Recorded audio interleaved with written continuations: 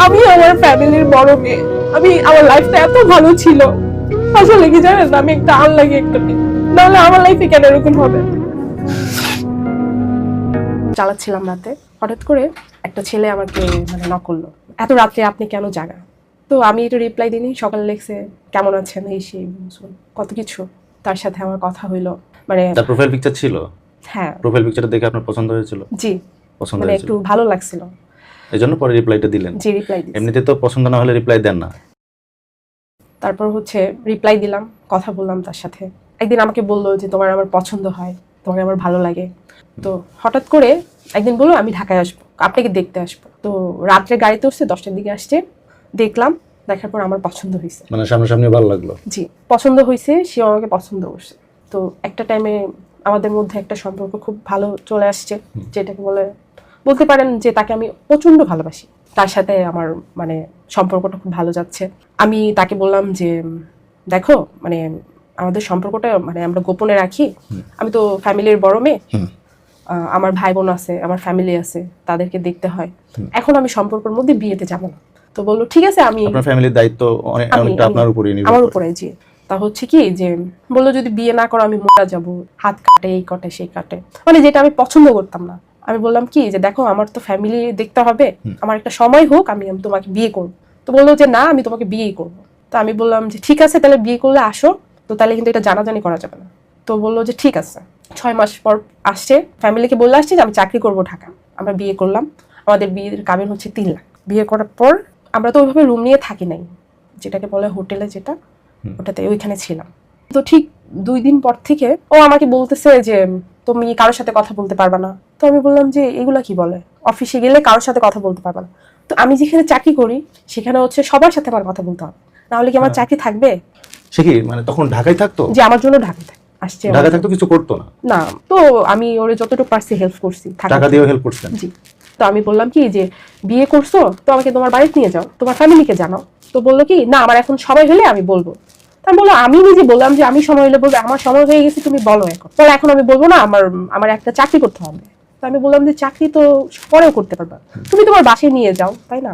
তোমার বাসায় নিয়ে যাও, তোমার মা বাবার সাথে শুধু থাকবো, আর তো কোনো কিছু না। বলে এখন আমি পারবো না। তো আমার মোবাইলে হঠাৎ করে একটা ফোন আসছিল, তো আমি চিনি না, একটা ছেলে আমাকে ফোন দিছে, বলতেছে কি আপনাকে আমার খুব ভালো লাগে, আপনি কি আমার সাথে মিট করবেন?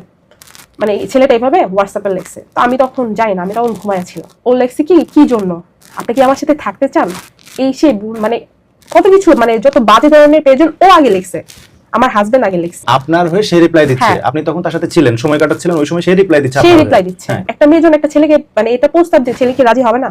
অবশ্যই রাজি হবে। তো আমারে ওঠার পর আমাকে কি করছে, খারাপ থেকে একটা মারছে, ডাইরেক্ট বললো তুই এগুলা করস, তুই তো তাহলে একটা খারাপ মেয়ে। তো আমি বললাম না ভাই, মানুষ পছন্দই করতে পারে, কোন জায়গা থেকে নাম্বার নিচ্ছে, আমি তো অনলাইনে কাজ করি, আমার নাম্বার অনেক মানুষের কাছে থাকতে পারে। আমি চুপ করেছিলাম, যাকে তার আমি বাড়াবাড়ি করি নাই। তারপরে হঠাৎ করে ও বাজে বাজে গালিগালাজ করতো, তুমি প্রস্টিটিউট, তোমার ফ্যামিলি ভালো না, তুমি ভালো না, সবকিছু ঠিক আছে। যখন আমার ফ্যামিলি নিয়ে গালি দেয় তখন আমার খুব কষ্ট লাগে। দেখেন ভাই, আমি তো কাজ করি, তো আমার ফ্যামিলি চালাইতে হয়। তো আমার ছোট বোন যেটা, ওটা বিয়ে দিছে আমি। এর পুরো খরচ কে করেছে? বিয়ে আমি করছি। পুরো খরচ আপনি দিয়ে তার ছোট বোনের বিয়ে দিয়েছেন? হ্যাঁ। তো আমি তো আমার প্যাটের যাই, আমার ফ্যামিলির জন্য তো আমার কাজ করতে হয়, এই জন্য ও আমাকে গালিগালাজ করে। তো আমার ফ্যামিলিকে আবার দেখতে হবে না? একদিন, 2 দিন, 3 দিন গালিগালাজ শুরু করলো। তো আমি হঠাৎ করে একদিন আমি ওকে একটা গালি দিয়ে ফেলছি। তো আমার বলতেছে তুমি যে ধরনের বাজে বাজে গালি সব দিত। তো আমি বললাম যে আমি যদি এটাই হই, তাহলে তুমি আমাকে জাইনা নিয়ে আসবে না তোমার লাইফে? আমি কি তোমার লাইফে গেছি, তুমি আমার লাইফে আসছো। তারপরে বললো যে ঠিক আছে, তোমাকে আমি ডিভোর্স দিয়ে দেবো। তো আমি বললাম তুমি কি আমার সাথে এই করার জন্য আসছিলা? তারপর থেকে গায়ে হাত তোলা, আমার ইচ্ছা মতো গায়ে হাত তুলতো, যেটা বলার মতো নাই। আমার একদিন চার্জারের যে এগুলো আছে না, অ্যাডাপ্টারটা, হ্যাঁ, ওইটা দিয়ে খারাপ থেকে আমাকে একটা মারছে মাথার মধ্যে, ভাইসা ভাইসা পড়ছে, ও দাঁড়ায় আছে, ও ভিতরে কোনো খারাপ কাজ করছে, মাথা ভেঙে গেছে, আমার মাথা ভেঙে গেছে। আমি কান্না করতেছি, ও আমার বলে কি যে অভিনয় করার দরকার নাই, এসব তোমার গায়ে এখন থেকে যাবে, তোমার শরীর দিয়ে এখন থেকে এভাবে রক্ত পড়বে, তোমার আমাকে আর ভালো লাগে না, আমার ফ্যামিলি কখনো মানবে না, তোমার সাথে আমার যায় না। তো এখানে আর কি বলার আছে ভাইয়া বলেন? আমি তো শেষ, আমার নিজের শরীরটা, আমি কখনো কারোর সাথে কিচ্ছু করিনি, ওর সাথে আমি ফার্স্ট করছি, আমি শেষ না? তা আমার নিজের শরীরটা আমি যখন ওকে দিছি, আমি তো সারা জীবনের জন্য থাকার জন্য ওকে দিছি, তাই না? ও যখন আমার যে ভিডিওগুলো করতো, এগুলো দেখার পর থেকে আমি মানে বলবেন না ভাই আমি কি পরিমাণ যে মানে নিজেকে নিজে ঘৃণা করি বলার মতো নাই। ও মানে যখন এগুলো ইন্টিমেট হতো তখন সে ভিডিও তো সব জি, কিছু তো তো আপনি আমার নিষেধ করেন নাই? আসলে আমি তো বললাম না আমি আমি একটা এমন একটা মেয়ে, আমি মানে কোনো কিছু প্যাচ গুছ নাই আমার ভিতরে যে সে করতেছে সে তো ছাড়বে না কখনো। মানে যেটা বলতে পারেন আমি এক ধরনের এমন যে বিশ্বাস করি মানুষকে বলার মতো নেই। সম্পর্কটা আস্তে আস্তে নষ্ট হয়ে যায়। ও আমারে ভালোবেসে কোনোদিন বিয়ের পর থেকে কোনোদিন কোনো কিছু দেয় নাই আমাকে। আমার বার্থডে গেছে যাই হোক গেছে, ও কোনোদিন আমাকে ভালোবেসে আছে না যে একটা গিফট বা কিছু, কোনো কিছু দেয় নাই, একটা ফুলও দেয় না। তো আমি এটার জন্য আশাও করি না। আপনি দিতেন? আমি দিতাম।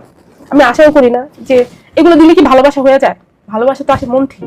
একটা মানুষ আছে না যে আপনার সাথে সময় কাটাতেন সব সময় সেই হোটেলে? হোটেল, সে টাকাটাও আমি দিচ্ছি, ও আমাকে কিচ্ছু দেয় নাই। মানুষ মানে ভালোবাসা হাজবেন্ড ওয়াইফ টাকা পকেটে শাসন, শুধু শাসন, শুধু শাসন। ওর ফ্যামিলির জন্য ও সবকিছু করছে। খালি বলে আমার ফ্যামিলির মান সম্মান যাবে, তুমি এখন কিছু বললো না, এখন কিছু বললো না। আমি বলছি আমি এখন তোমার বাড়িতে যাব, তোমার ফ্যামিলির কাছে যাব, তোমার সাথে থাকবো।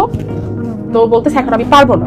আমি হাওয়া করে মানে কান্নাকাটি করি, যার জন্য আমি এত কিছু করলাম, যার জন্য আমি আমার ফ্যামিলির সাথে। আস্তে আস্তে আপনি বুঝতে পারতেছেন যে এই সম্পর্ক শেষ হতে চলেছে। জি। হাত কাটা শুরু করলেন কেন? এটা কেন?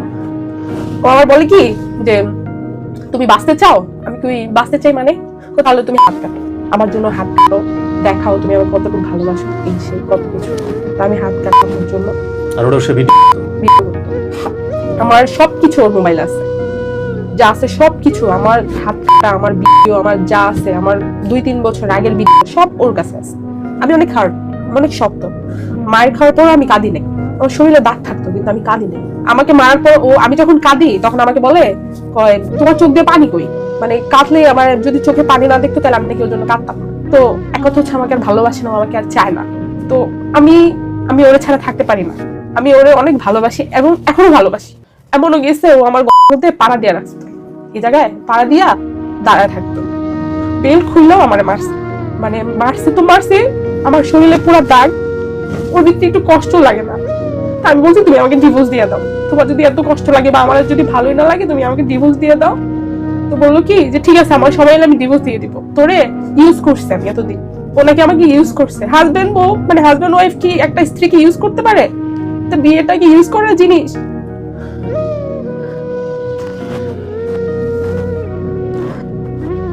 আমি বললাম কি যে দেখো মানুষ, আমার ফ্যামিলিকে জানাজানি হইলো, আমি কান্নাকাটি করলাম ঘরের ভিতরে। আমি আমার সবচেয়ে বেশি আমার বাপকে ভালোবাসি। আমার বাপ এটা দেখার পর মানে আর সে খাওয়া দাওয়া ছেড়ে দিছে। তো আমি একবার না দুইবার সুইসাইড করতে গেছি। শুধু মানে আমি বাঁচতে পারবো না, যে অবস্থা আমার লাইফে গেছে আমি আর বাঁচতে পারবো। আমি ওর জন্য যেভাবে কান্না করছি, আমি কানতে কানতে আমার এই গলাটা ব্যথা চলে আসছে, আমার মানে মুখটা মানে ফাইটা যায় যখন আমি কান্না করি। মানে আমি কি বলবো, আমি কি ভুল কাজটা যে করছি ওর বিশ্বাস করে। আমার 2 বছরের ছবি এবং সবকিছু ওর কাছে এখনো। আমার কথা হচ্ছে পুরুষ মানুষ কেন এরকম, যে পুরুষ মানুষ তো বিশ্বাস করে তার সাথে সবকিছু করা, তো এগুলো আবার মানে স্ক্রিনশট দিয়া ভিডিও পোস্ট করে, এটা কি ধরনের জিনিস? তারপর হচ্ছে ভাইয়া আমাদের ডিভোর্স হয়ে গেছে, আমি নিজে চাই ডিভোর্স দিয়ে দিছি। 4 মাসে আমি ডিভোর্স দিয়ে দিছি, গত 4 মাস আসে সহ্য করতে না পেরে আমি ডিভোর্স দিয়ে দিছি। ডিভোর্সের পর আমি 5-6 দিন মানে আমি বিশ্বাস করে আমি 15 খাইছি। 2 দিন আমি মানে কোনো আমার মানে হুঁশ ছিল না যে আমি কই আছি, কি করতেছি। আমার বাপ মা কান্নাকাটি করতেছে, মানে তারপরে আমি একটু ঠিক হয়েছি একটু করে। তো ওই দিনও আমি অনেক হাত কাটি, যেটা আমি জীবনও এগুলো আমি পছন্দ করতাম না, যেটা আমি দেখলে মানুষকে বলতাম যে এগুলো ঠিক না, সেই কাজটা আমার করতে হয়েছে। তারপরে হয়েছে কি, ওই যে বললাম না আমার একটু বিশ্বাস, আমি মানুষকে খুব তাড়াতাড়ি বিশ্বাস করি। তো কি করলো, মানে আমার থেকে মাপ চাইছে যে আমার ভুল হয়ে গেছে, তোমাকে আমি ভালোবাসি, ঠিক আছে আমি তোকে নিয়ে যাব। আমার কি স্বপ্ন জানেন ভাইয়া, যে আমি ওর সাথে থাকতে চাই, আমি ওকে মাফ করে দিছি। ওর কি ডিভোর্স উইথড্র করছিলেন? না ডিভোর্স একদম হয়ে গেছে। ডিভোর্সের পরও আমি ওর থেকে মাফ করে দিছি, ওর থেকে আসছে। তারপর সেটা তো হারাম সম্পর্ক। হ্যাঁ এটা হারাম সম্পর্ক, এটা আমি জানি। ও কান্নাকাটি করতেছে আসলে কি জানেন, যে শুনলাম যে একটা ছেলে নাকি একটা মেয়ের জন্য যদি কান্না করে এটা নাকি সত্যিকারই কান্না। তো আমি বললাম ঠিক আছে, তো 2-3 মাস যাক, ওর বিয়ে তো 3 মাস পর বিয়ে করতে হয় আমার, ডিভোর্সের 3 মাস পর। তো বললো যে ঠিক আছে। তো এখন কথাটা হচ্ছে কি, যে আমার ভিডিও কথায় কথায় বলে ছাড়া দিবে, আমাকে করে, আমাকে বলে যে তোমার সাথে আমি থাকতে চাই, যখন সময় হবে তখন বিয়ে করবো। তো আমি এটা চাই নাই।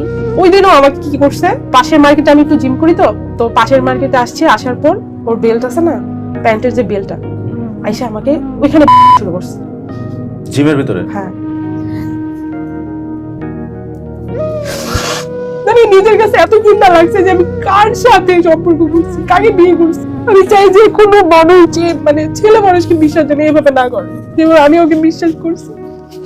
আমি যখন চাকরি করতাম নিজে টাকা খরচ না করে ওকে দিতাম। ও আমার থেকে কখন টাকা চেতে কিভাবে জানেন, তুমি আমার 10,000 টাকা দাও, আমি 10,000 টাকা কেমন আনবো, আমি শুয়ে এনে দিব, আমি কি শুয়ে টাকা এনে দিব, তাহলে আমার শুইতে হবে, আমি কি শুয়ে এনে দিব, তুমি শো তাইলে আমার বলে। আমি আমার ফ্যামিলির বড় মেয়ে, আমার লাইফটা এত ভালো ছিল। আমার বাবা যখন আমার জন্য বিয়ে ঠিক করছিল ইতালিতে, আমি শুধু ওর জন্য না করছি। আসলে কি জানেন, আমি একটা আনলাকি একটা মেয়ে, নাহলে আমার লাইফে কেন এরকম হবে। আমার কথা হচ্ছে আমি ওকে আর চাই না, আমি ওকে আর চাই না। আমি আমার মতো করে থাকবো, আমার ফ্যামিলি যখন সময় হবে। একটা কথা কি জানেন ভাইয়া, যারা ডিভোর্স হয়ে যায় না, যখন শুনে একটা মেয়ের যে বিয়ে হয়েছে, মানে মানুষটা যতই ছেলে ভালো, তখন ওই ছেলে মানে ছেলেটা বলবে যে মেয়েটা আসলে খারাপ। ওরা বলবো যে ডিভোর্সি মেয়েটাই খারাপ, কিন্তু ডিভোর্সি মেয়েটার সাথে কি কি হয় তাহলে এটা জানতে চায় না মানুষ। আমি চাইনি যে আমি ডিভোর্সি হই, আমি কখনো চাইনি যে আমার জীবনে এই দাগটা লাগুক। আমি অনেক হাসি খুশি একটা বিয়ে ছিলাম। এখান থেকে বের হয়ে আপনি একটা জিডি করবেন তার নামে, যে আমার প্রাক্তন স্বামী যাকে আমি ডিভোর্স দিয়েছি সে আমাকে ডিস্টার্ব করতেছে এবং সে স্বামী থাকা অবস্থায় আমার ছবি সংগ্রহ করে এখন সে আমাকে হুমকি দিচ্ছে। আপনি আজকে একটা জিডি করবেন, আপনি এই কথা আমাদের সবাইকে দিয়ে যান যে আপনি আজকে একটা জিডি করবেন। এরপর তার চিন্তা আপনি মাথা থেকে বাদ দিবেন। ইভেন আপনি যে কাজগুলো করছেন তার জন্য, এই কান্নাকাটি থেকে শুরু করে সবকিছু, সেগুলো থেকে আপনি নিজেকে বিরত রাখার চেষ্টা করবেন। এটা কি কথা দিতে পারবেন আপনি আমাদেরকে? আমি আর কখনো এগুলো করবো না। আমি বাঁচতে চাই আমার মতো করে, আমার লাইফটা আমি আবার বাঁচতে চাই ভালো করে। আমার ফ্যামিলির জন্য ওকে বাঁচতে হবে, সবসময় ভালো থাকতে চাই, হাসি খুশি থাকতে চাই।